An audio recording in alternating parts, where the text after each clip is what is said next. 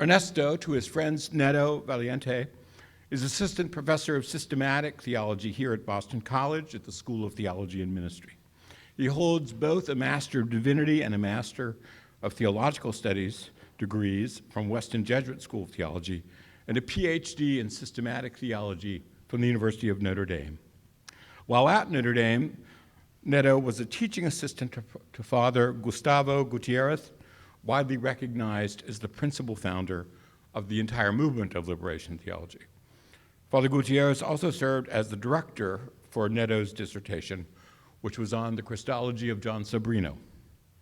Neto's research interests concentrate in the areas of social reconciliation, Christology, Latin American liberation theology, political theology, and U.S. Latina theology.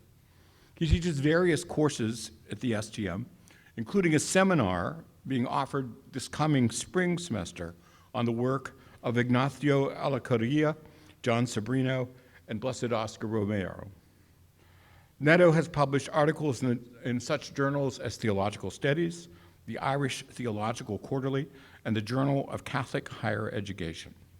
In addition to his scholarly achievements, Neto has practical ministry experience working with refugees in Central America, India, and the US-Mexican border. We are very pleased to have him with us this evening, speaking on a liberating spirituality for a suffering world. Please join me in welcoming Neto.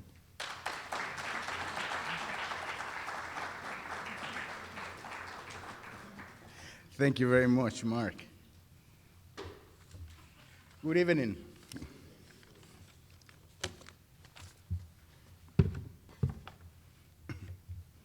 As you know, this has been a really busy week for all of us who enjoy liberation theology. We had Gustavo Gutierrez on Monday. We have Juan Carlos Escanone after that on yesterday.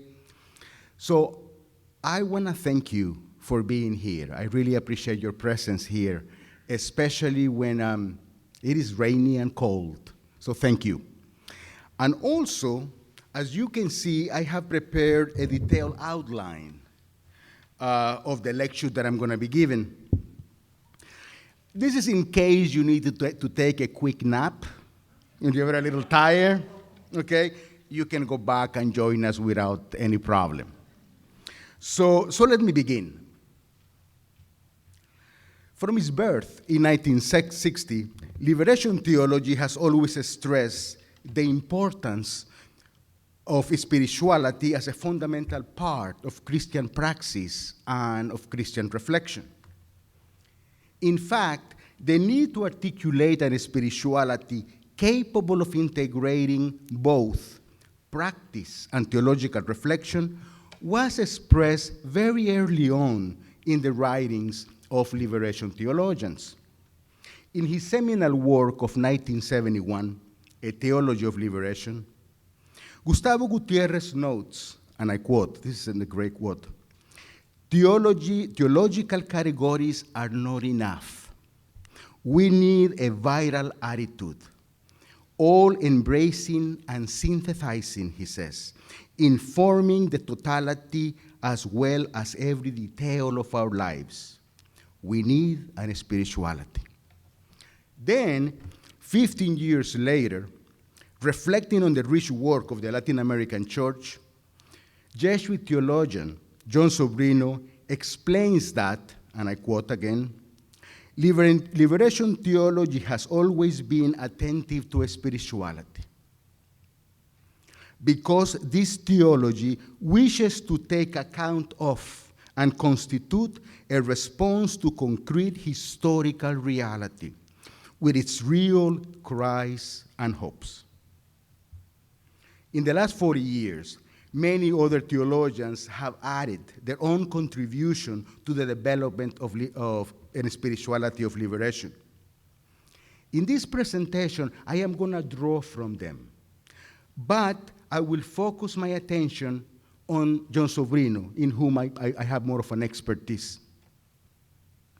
Now, as you can see from your outline, first I will offer a general background of the spirituality that shapes liberation theology.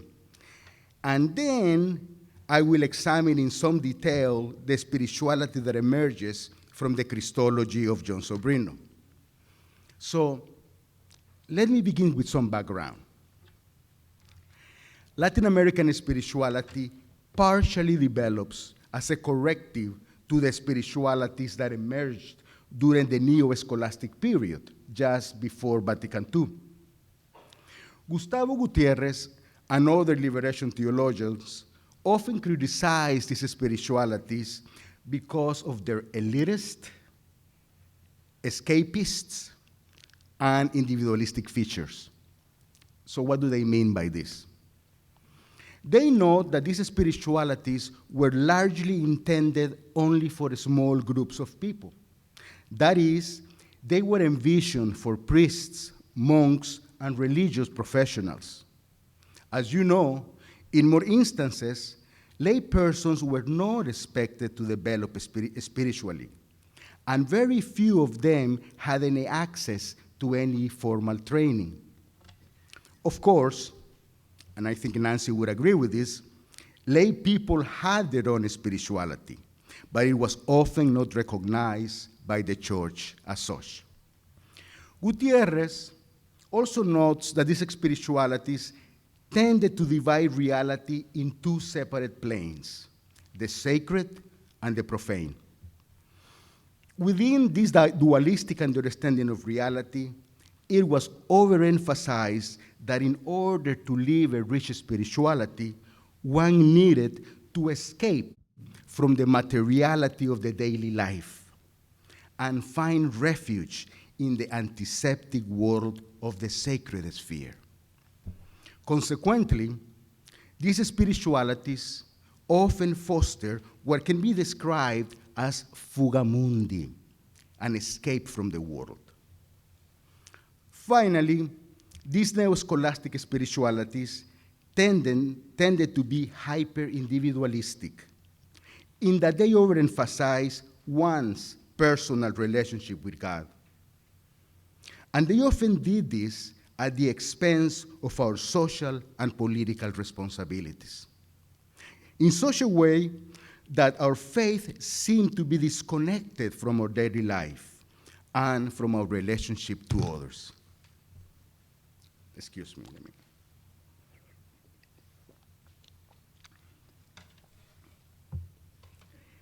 Based on the faith praxis of Latin American people and drawing on the insights of Vatican II, liberation theologians develop a new spirituality that is at the same time deeply traditional.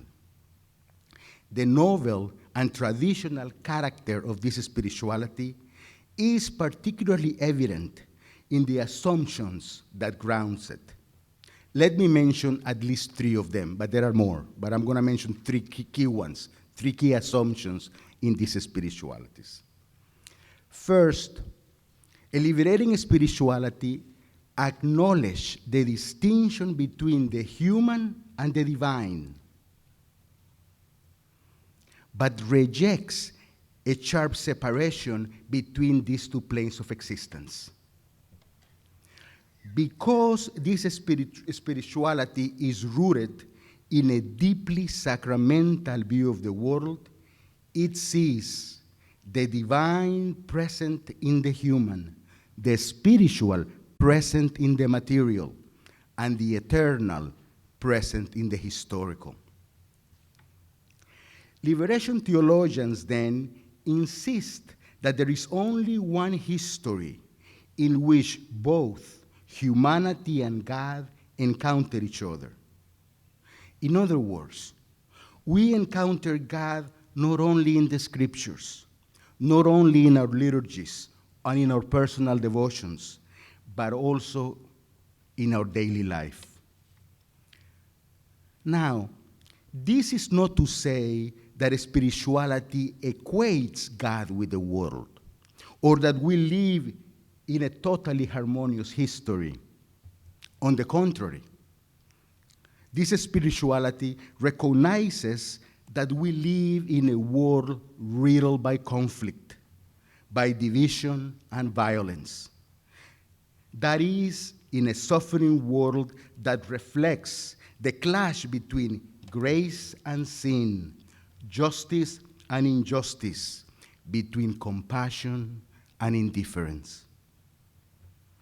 A second basic assumption in a liberating spirituality is that unity should exist between the complementary moments of contemplation and action. What are they? Gustavo Gutierrez describes contemplation as the moment in which we recognize God's initiative and appreciate God's free love for us and the world. This is the moment, he says, of human silence. It is the moment when we hear God's word in our personal prayer, in our meditations, in our acts of devotion, and in our liturgies.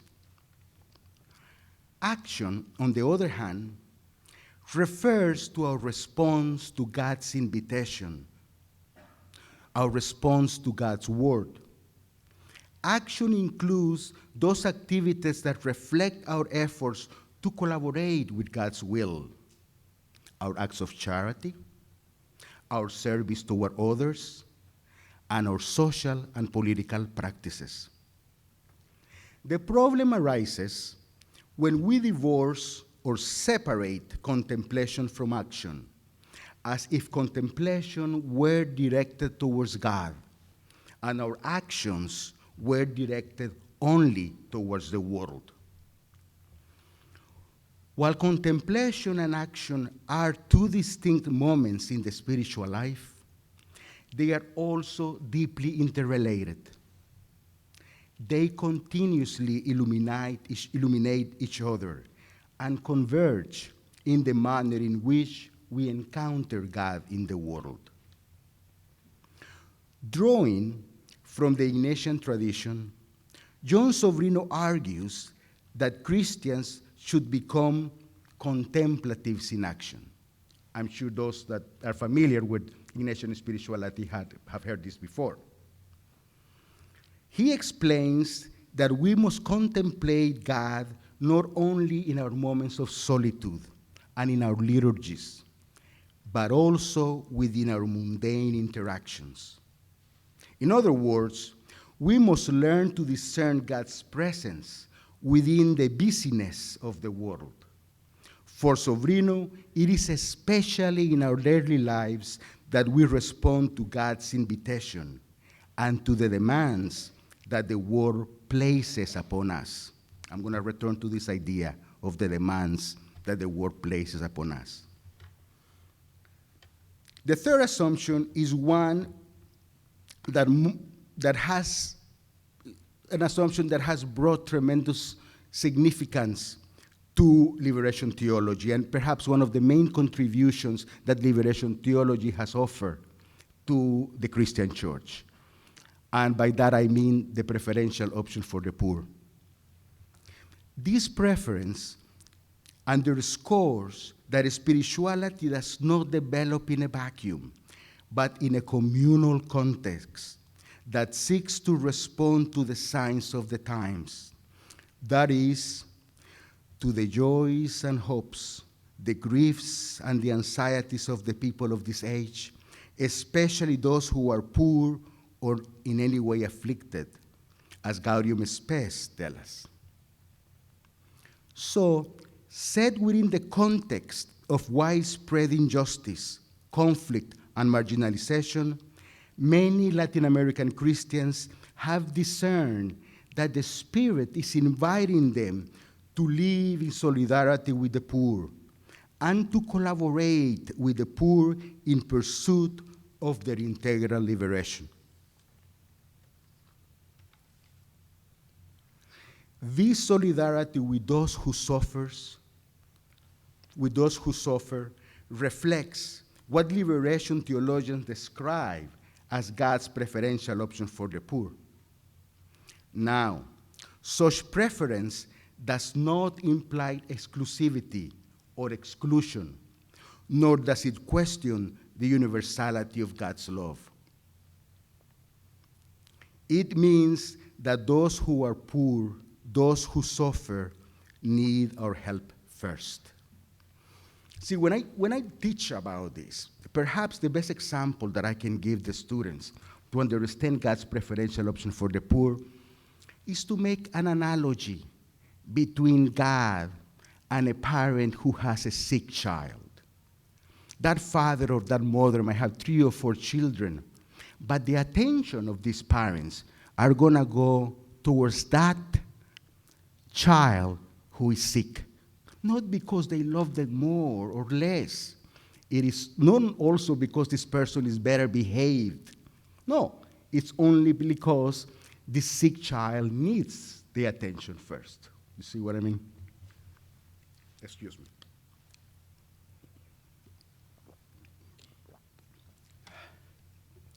Having outlined these basic assumptions, we can now move to consider a liberating spirituality, particularly as this is formulated by John Sobrino.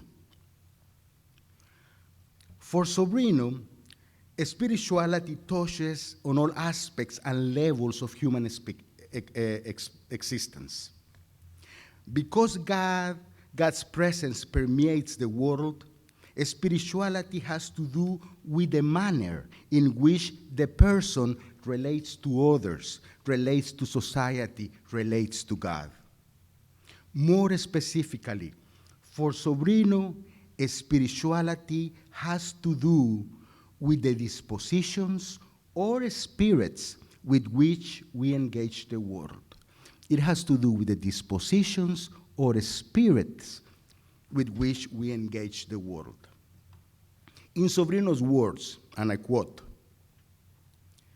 "Spirituality is simply the spirit of the subject, an individual or a group, in its relationship with the whole of reality." This is what we're going to unpack, okay?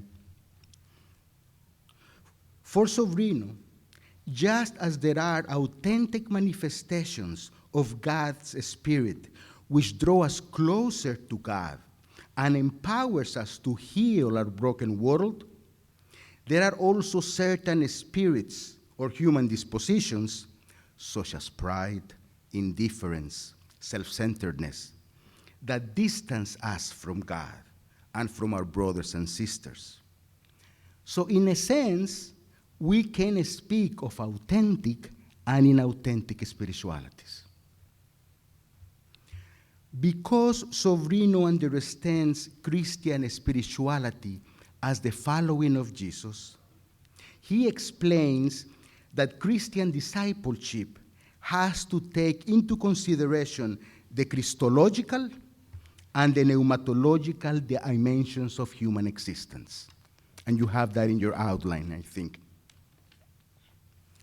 Now, what is the Christological dimension? Well, the Christological dimension points to the structure of Jesus' life and to the path that this life lays out for us: incarnation, mission, cross, and resurrection. On the other hand, the pneumatological dimension refers to the spirit that shaped, empowered, and guided Jesus' life and mission. So we have a path and we have a spirit that sustains us through that path, okay?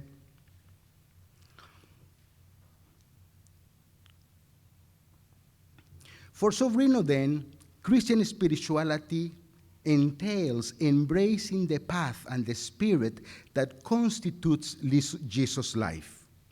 It means living a life focused on following Jesus.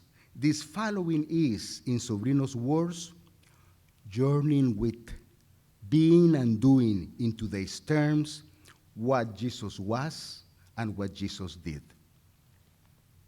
I would like to note, however, that our following of Jesus today is not simply a matter of imitation, a matter of copying. That would be impossible.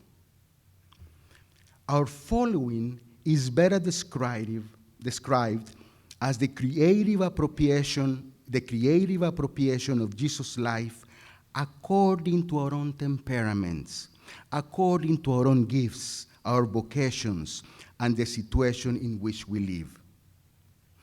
It is also a following that takes place within a communal context, within the context of the church. Now we can move to these spirits. Sobrino identifies three dispositions or spirits that became clearly manifested in Jesus' life and mission. These are, and they sound a little strange at the beginning, but these are honesty with the real, fidelity to the real, and trust or willingness to be carried, and he says, by the more of reality. I'm going to explain that in a few minutes.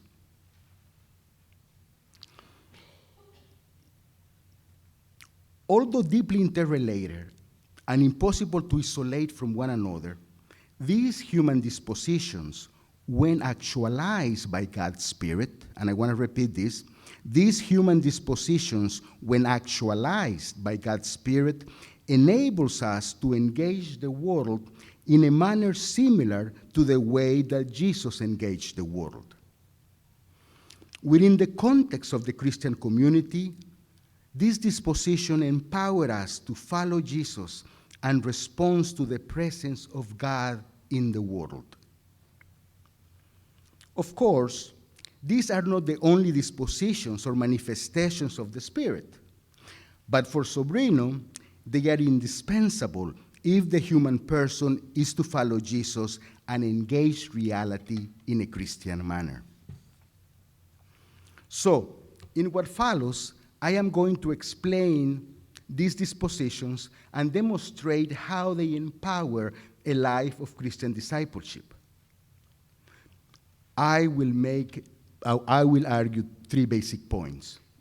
One, that a spirit of honesty with reality enables us to become embedded or incarnated in the situation in which we live, and to respond to this situation with Christian compassion.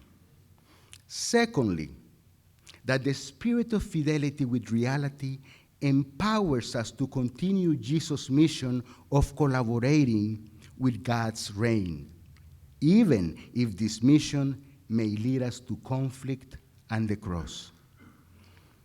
And thirdly, that if we trust in God's grace and allow ourselves to be carried by this more, by this grace, by this more present in reality, we will be able to live, at least in a limited manner, as risen beings in the world. That's very daring. We will be able to live as risen beings in the world. Although I propose that each one of these dispositions correlate best with particular moments in the structure of Jesus' life, it is important to note that these expressions of the Holy Spirit are always present in every moment of our lives, okay? You can see how I have correlated them in the outline. So let's begin. A spirit of honesty with reality leads to a compassionate incarnation. Sobrino argues that to properly engage our surrounding reality, we must confront it with a spirit of honesty that seeks to grasp the truth, both within our own motivations and within the situation that we find ourselves. Honesty enables us to grasp the truth because it allows us to discern the presence of sin and grace in our lives and in the world. This spirit of honesty demands that we recognize the world for what it is. On the one hand, a sacramental reality infused with God's presence, the world. On the other, as a reality deformed by the accumulated sinful choices of humanity. So we live in an ambiguous world with sin and grace. But honesty is not a matter of simply overcoming our ignorance by moving from a state of not knowing to one of knowing. Rather, it entails engaging in a process of conversion, that is, overcoming our inherent tendencies to conceal the truth and interpret reality or a particular situation in a way that is convenient to us, to our own interests. In other words, we are to avoid what Pope Francis describes as a spirituality of illusion, that, I quote, see things only as we wish them to be, but does not accept what the Lord places before our eyes. That's a great quote by the Pope. Just as the Spirit moved Christ to become fully embedded in the midst of the human condition, the Spirit invites us today to leave our comfort zones and place ourselves in the midst of our suffering reality. This is necessary if we are to evaluate the different forces that shape our particular situation and discern what demands our situation places upon us. This is exactly what Pope Francis does in his encyclica Evangelii Gaudium, when he exhorts all Christians to keep, I quote, a watchful scrutiny of the sign of the times.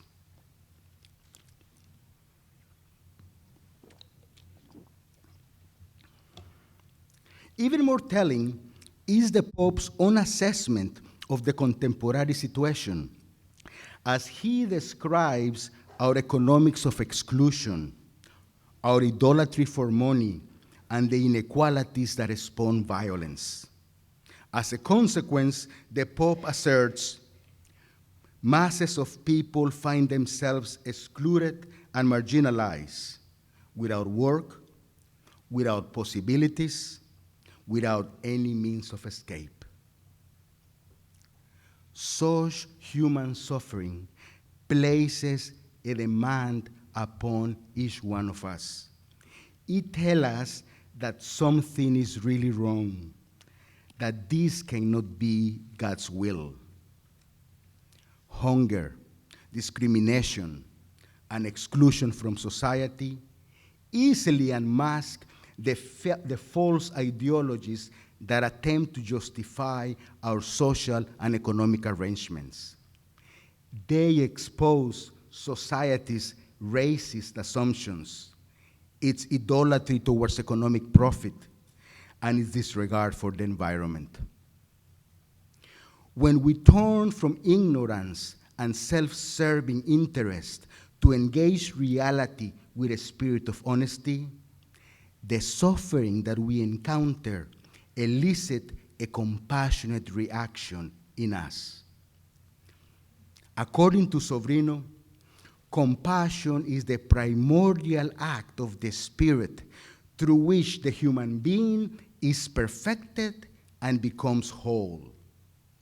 Indeed, for a liberating spirituality, compassion is the fundamental invitation and demand that God and a suffering world places upon us.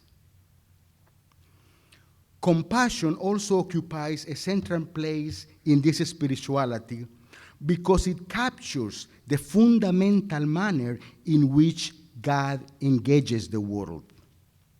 This compassion stands at the origins of Christ's incarnation and remains present and active throughout Jesus' life and mission.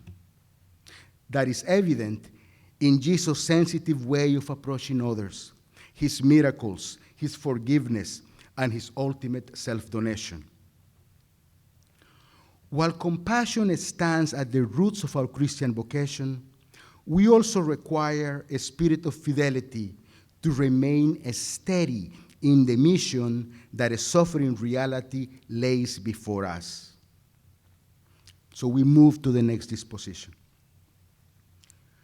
Once firmly rooted in the richness and challenges of our particular situation, we, as followers of Jesus, are given the same mission entrusted to Christ: to pursue the fullest realization of God's reconciling kingdom as the only alternative to our suffering world. This mission of compassion, of course, takes different forms depending upon our particular situation. However, in Latin America, compassion has become practical through the denunciation of contemporary idols that give rise to oppressive structures, in the active quest for social justice, and in the willingness to extend forgiveness to the oppressors. The prophetic denunciation and the pursuit of justice underscores the efficacy of Christ's love on behalf of those who suffer. In turn, our willingness to offer forgiveness reflects the gratuity and defenselessness of Christ's love.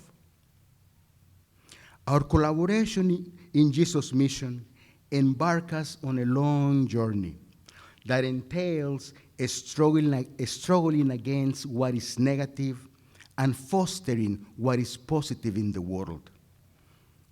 Thus, it calls us to appropriate a spirit of fidelity that strengthens us to persevere in our original honesty and compassion. Because in this journey, we become discouraged by our own limitations and the apparent lack of progress, we will also encounter opposition from others, particularly those who want to hide the truth, and from the enormous power of social and structural sin. In these situations, the temptation arises to abandon our compassionate response to reality and yield instead to the paralyzing forces of fear and despair. So it is particularly here, in the midst of darkness, that a spirit of fidelity is necessary. Perhaps this is why Pope Francis describes fidelity as the true masterpiece of humanity. In the Synod of the Family, he noted that, and I quote, "No loving relationship, no friendship, no form of love, no happiness in the common good arrives at the height of our desire and hope without fidelity, without this miracle of the soul." Nonetheless, a spirituality of liberation must also acknowledge the cost of discipleship and be mindful that those who follow Jesus run the risk of being persecuted and enduring a similar fate. A long history of Christian martyrs show us that Christ's disciples may be asked to faithfully endure the violence unleashed by the forces of evil. The life and death of these martyrs witness to an inherent dynamism in which their love for the victims usually leads them into direct conflict with the victimizers. This is clear in the letter that the American missionary Jan Donovan wrote to a friend in 1980, weeks before she was assassinated by the Salvadorian military forces. There she wrote, and this is the long quote that you have in the back of your outline. You might want to read it with me. "The Peace Corps left today and my heart sank low. The danger is extreme and they were right to leave. Now I must assess my own position because I am not up for suicide. Several times I have decided to leave El Salvador. I almost could, except for the children, the poor bruised victims of this insanity. Who would care for them? whose heart could be so stanch as to favor the reasonable thing in a sea of their tears and loneliness. Not mine, dear friend, not mine. Weeks later, she was killed. Just as Jesus' death has a redemptive dimension, insofar as his death stops, absorbs, and reverses the inherent tendency of violence to generate even more violence, the willingness of the Christian martyrs to die for their friends demonstrate that they are bound to the indefensible logic of Christ's gratuitous love. Paradoxically, it is the martyrs who willingly bear the weight of sin and violence that best express the extraordinary freedom typical of Christians who have appropriated in their lives the spirit of trust inherent from Jesus' resurrection. So we move to the last point, Jesus' resurrection. Sobrino approaches the resurrection with an eye towards how it may affect our lives and discipleship today. He argues that the power of the resurrection continues to reverberate in history and continues to strengthen the present lives of Jesus' disciples. Hence, he proposes that insofar as Christians follow the crucified victim, so far as Christians follow Jesus, the risen Christ becomes victoriously present in their lives. Enlisting a daring expression, Sobrino tells us that, at least in a provisional and limited manner, all Christians have the capacity to live as risen beings today. In a similar but more modest style, Pope Francis reminds us that the good news of the resurrection should, and I quote, shine on our faces, in our feelings, and in our behavior, in the way in which we treat others. But how is this possible? How can we really grasp the resurrection? To live as risen beings, Sobrino argues, there needs to be a measure of affinity between our lives and Jesus' life. So, insofar as we actualize that spirit of honesty, of compassion, and fidelity, we begin to discover that reality not only makes difficult demands, but also contains a more, a goodness that carries us and lightens our burden. When Sobrino insists that we are to let ourselves be carried by the real, he is prompting us to trust, to rely on the hope and the love already present in reality. Hence, according to Sobrino, there is in reality, and I'm going to quote this, it's a long quote, but it's a gorgeous quote. There is in reality a hope-filled, honest, loving current, which becomes a powerful invitation to us. And once we have entered it, we allow ourselves to be carried along by it. To accept this grace, he adds, is to plunge headlong into reality and allow ourselves to be borne up on the more with which reality is pregnant and which is offered to us freely again and again despite all. It is important to note, however, that the hope in which we are called to trust is a Christian hope. Like the hope of Jesus, it is a decentering hope that calls us to loving action on behalf of the others, particularly those who suffer. It is then a hope that not only trusts in God's victory over death. That's what we hear about the resurrection, God's victory over death. And that's all right. But this is also a hope in God's power over injustice. Because remember, the crucified victim was an innocent victim.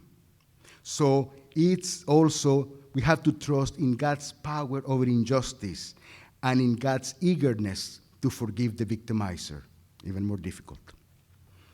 This new life is animated by the spirit of trust that enables us to engage reality with a renewed freedom and joy.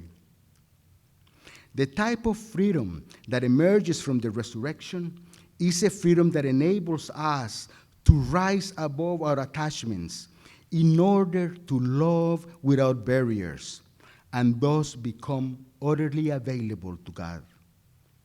This is the life of our saints and our martyrs, the life that God is inviting us to embrace. Think, for instance, on the life of people like Dorothy Day, Martin Luther King, Monsignor Romero. Then the words of Sobrino begin to make sense. This spirit of trust also provides us with a joy that recognizes with gratitude that in spite of world suffering and our own difficulties, God's grace is present in our midst, and that Christ has already won the victory for us. In the end, the spirit of trust and the capacity to live as risen beings does not remove Christians from history or from the challenge that history entails. On the contrary, it invites us to a fuller incarnation and a self-donation on behalf of others. To end, this journey can be undertaken only because we are grounded in, sustained, and transformed by a more that touches us and draws us out, even despite ourselves. We choose to follow this path for no other reason than the merciful love that compels us to communion. Thank you very much.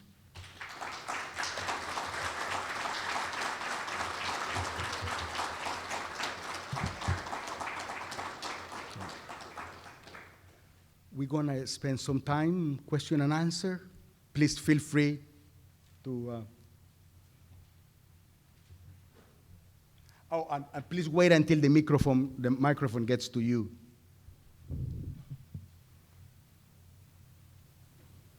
Any question is good, even a bad one.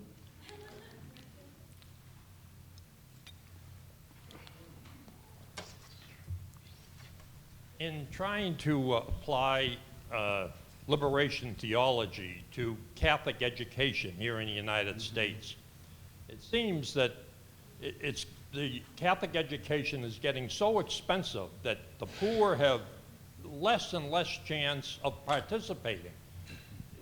Is there such a thing as Catholic education in solidarity with the poor? Is there some practical ways we can include them in Catholic education? Yeah.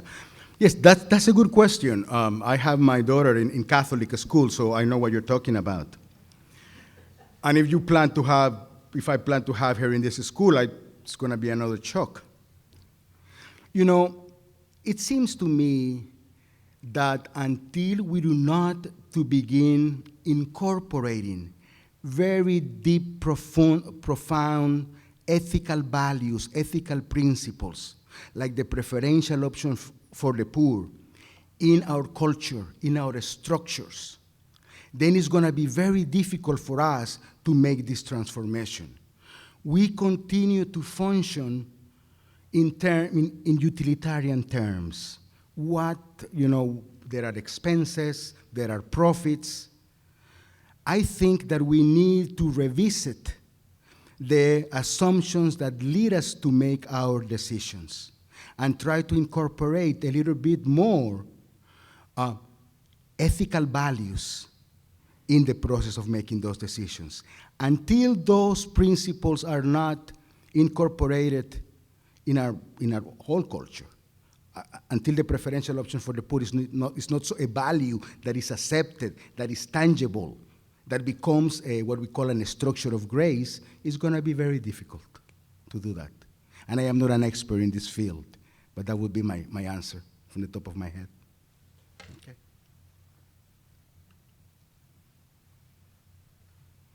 Hello. I think that the world needs a preferential option for the poor so much today, especially with refugees and our world that's bombing everybody. And so where do we start with that conversation? Yeah. You know, remember that the Pope just talked about this a few weeks ago in Congress? And he spoke about the golden rule. I think we need to begin ourselves, even though we are so far away from them, and even though we don't know their situations and the conditions, we need to try to place ourselves in their shoes, to be loved the way that we would like, to love the way that we would like to be loved. It was very interesting that the Pope did not offer you, and it's not his place or my place to offer a program, or incorporation. But what we can offer are values, ideas, principles that guide our thinking. And there is plenty of that, I think. Thank you.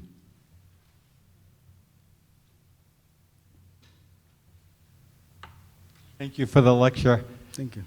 For my own peace of mind, everything I've read about liberation theology, I found it healing, grounded in community-based communities, et cetera, et cetera. Mm-hmm. But I remember back with Cardinal Ratzinger, mm-hmm. actually critiqued it and tried to almost silence like Gutierrez, Boff. And what was that about? Like, was it because of John Paul's history with communism, mm-hmm. and he was had his ear open for that everywhere? Because I know it took place a long time ago, but I don't understand the critique. Yeah. That's a very complex question, and let me try to make it, to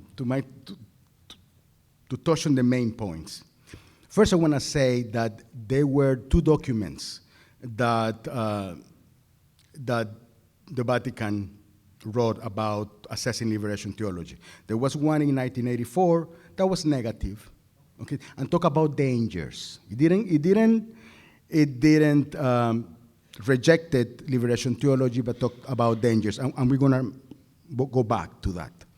Second, the second one in 1986 is a lot more positive. Okay? Now, what were the dangers that they outline or identify? They were concerned that because liberation theology stresses what is called an integral liberation, a liberation on integral salvation.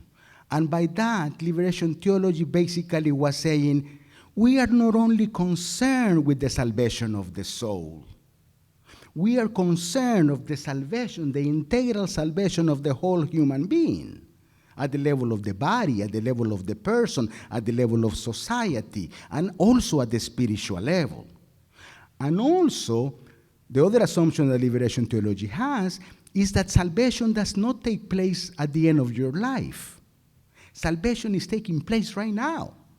We are making decisions right now that bring us either closer or apart from God. So, because salvation begins now, because the body is important, there was a lot of emphasis in the writings of liberation theology regarding human rights, regarding the healthiness of our social arrangements, questioning economic systems, because they do not advance the well-being of the human person. So I think, and then what happened is that to be able to make some of those social analyses that were necessary, some liberation theologies borrow aspects of Marxist thought, who's an atheist, But nobody criticized Aquinas when he borrowed from Aristotle, But in this case, it was more difficult So we liberation theologians were criticized for that until through time, somebody like Pedro Arrupe, Pedro Arrupe was the general father for the Jesuits. He wrote a fantastic letter saying, hold on a second. These theologians are not saying that they are Marxists. They reject the whole package of Marxism, but they are taking what is positive to be able to make an analysis of the world. It was also a time of still the Cold War.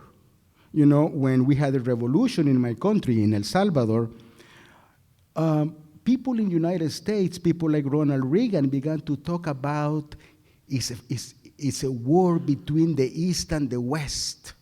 The communists are coming. No.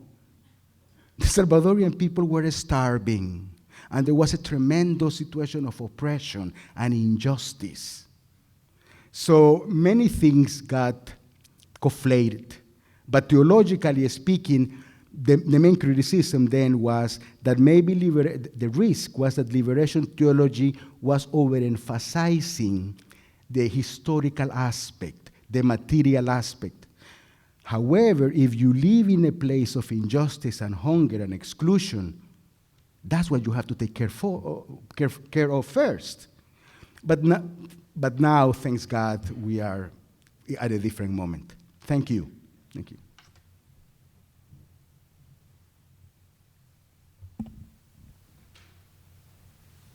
Thanks, Neto. I really appreciated this. It's really wonderful, and there's so many different rich ideas that you've given us to think about. And one piece that stayed with me is the whole notion of our steadiness to live in a spirit of fidelity. And my question to you is, I was hoping that you'd be able to help us think a little more deeply about what facilitates or enables us to remain steady, to accept the grace, not just to accept it in a given occasion, but to accept it on a daily basis, day after day after day. What enables that, and what fortifies us so that we can live in that in a prolonged way? Yes. Thank you. That's a very important question. And I could not unpack everything as I wish I could. Fidelity is something that we cannot live by ourselves. Fidelity is something that we learn and that we require a community. Fidelity, I think, is strengthened, or the Spirit enlists different other aspects to strengthen fidelity. I think here that prayer is important. No matter how active we are in the world, we cannot give up that personal time of prayer with God. Speaking in very basic terms, I think that liturgy is terribly important. No? Liturgy is where we get fed and get us ready to struggle with the world again. But also, I think it's a matter of hope. See, I think that hope, yes, works in the resurrection, but we are inheritors of the resurrection, okay? We're not like Jesus, that his resurrection comes at the end. For us, Jesus' resurrection already happened. We are all inheritors of the resurrection. And with the resurrection comes the Christian promise. It comes the Christian hope. That then you tied up that Christian hope also to the hope of the kingdom, which give us specific values of how to live our life: fraternity, justice, forgiveness. So this is the Christian hope is a hope against hope. No, it's a hope that is not optimism. It's a hope that gets fed also in community life, in liturgical life. It gets fed in the life of the church. The spirituality without the life of the church has no place. So here the church, I would place the church at the center and the Christian hope too.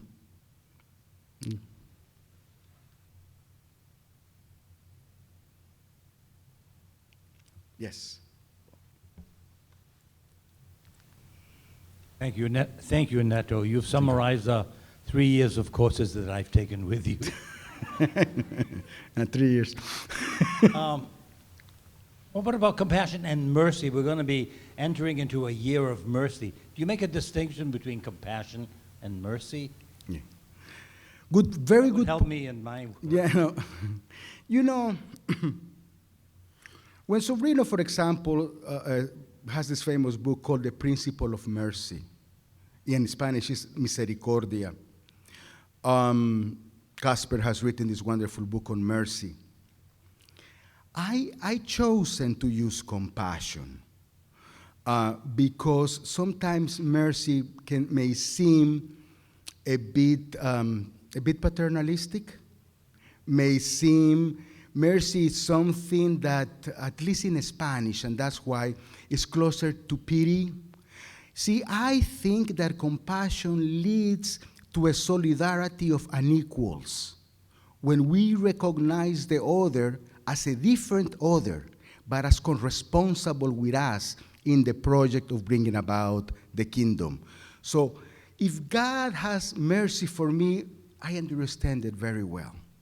Among us, among brothers and sisters, I prefer to use the notion of compassion that leads to solidarity, and a solidarity that is one of side by side, co-responsible both for this world. So it's just that nuance, okay? It is not a deep examination of the words.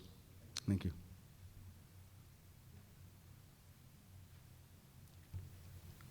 So I work every day with the poor in Boston, and I can see where this spirituality is at play with my patients, and I can see where I'm moved by the more. But I guess where I struggle is that when I leave those doors, the rest of the community doesn't care. I mean, I'm working with the poor, the immigrant, the refugee, the asylum seeker, the drug addict, and the homeless patients of Boston, and you know, I can be in that moment and I can be moved by the more, but when I walk out that door, the rest of the community has no idea what I do and has no compassion for these people. So how do I hold their stories, and who do I look to inform the rest of the community? Because I don't have the energy for it. Yeah. See, that's actually similar to the question that Nancy is asking. And it is the question, isn't it? Gustavo Gutierrez, the last chapter, I think the second last or the last chapter of his book, To Drink for Our Own Wells, has one section that is called The Long Dark Night. You know, when we've been working on and nothing seems to work, and we come out, you know, outside, and we wonder and we ask God, when are you gonna get into this? You know, really, you know, come. I wish I had a better answer than the one that I gave Nancy, believe me, because we all need that. We all need more hope. We all need more faith. We all need more strength. So yes, I emphasize that the life of prayer is critical, but I also think that we have not created ecclesial communities that provide us with the support that they are capable of providing us. I believe that smaller communities, you know, like the examples that I've seen in Latin America of base communities, they have the structures, I think, enable them, and they are smaller, they are enable them to offer a greater support than our churches here in the United States. So I think small communities of support are necessary. But believe me, I also struggle with that. Like many here, I'm sure. So thank you. Yes, Justin.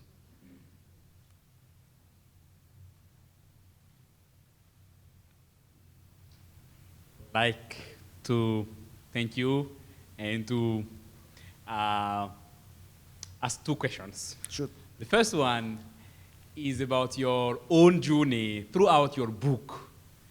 I'm sure you have come out with something very maybe clear, maybe clumsy, but something you can share with us. You have been journeying with Sobrino. Tell us what you have come out with. Okay. The second question is about Sobrino insights that the first world does not like receiving.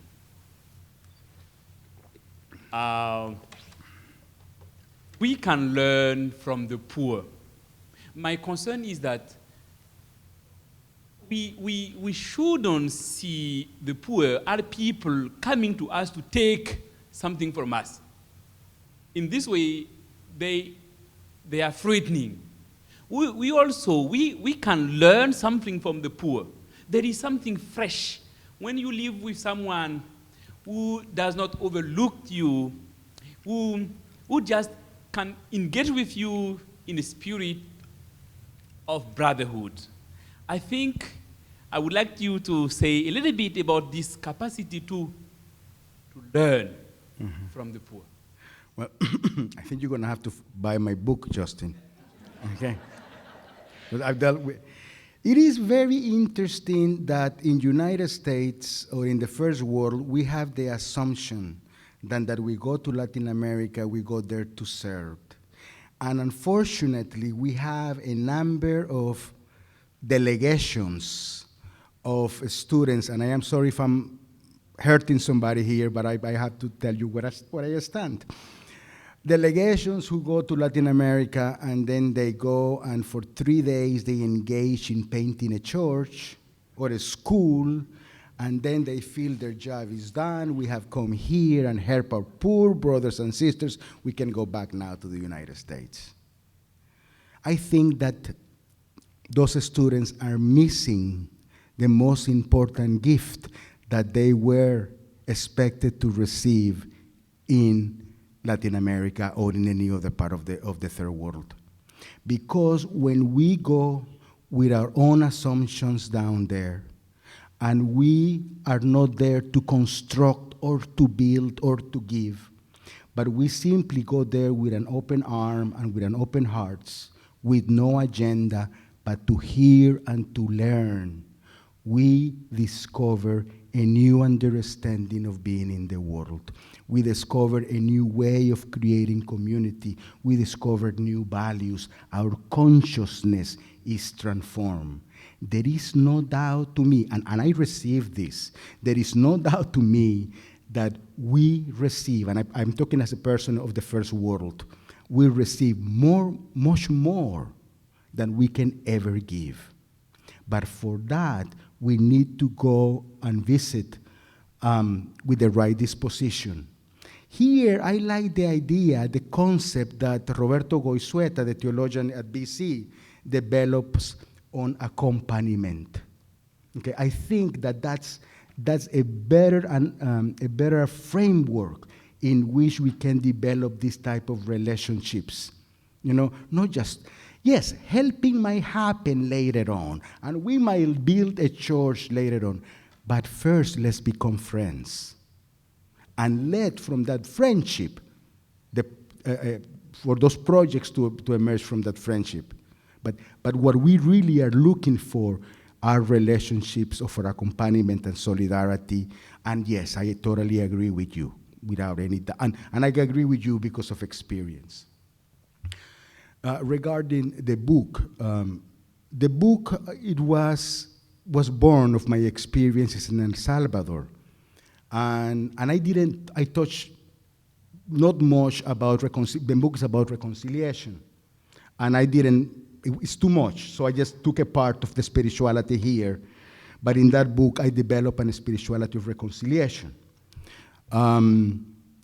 It's a product of my experiences down there for 4 months, 5 months, living with people who had with my compatriots who have just finished a war, seeing the scars of that war, and seeing what we needed to do now. And there are two ideas that become very important to me. And really, they are not mine. One of the reasons why I picked Sobrino is because of these ideas that I encounter in him. One is that if our pursuit for justice makes practical God's love, it reflects the efficient character of that love, no? We have to do something. We make our mercy or compassion practical by changing reality, and I had that very clearly, that prophetic aspect. I have always liked liberation theology. What these encounters in El Salvador led me to think more, and I saw it kind of hidden in Sobrino, is this notion, is the importance of forgiveness, and how forgiveness really goes beyond justice.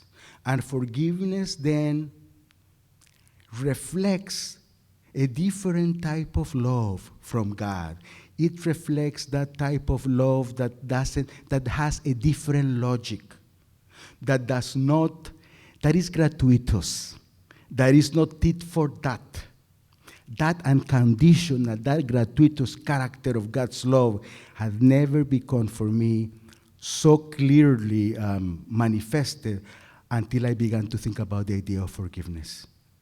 And it goes beyond justice, and is indispensable for reconciliation. So that has made a good, important point for me. Thank you.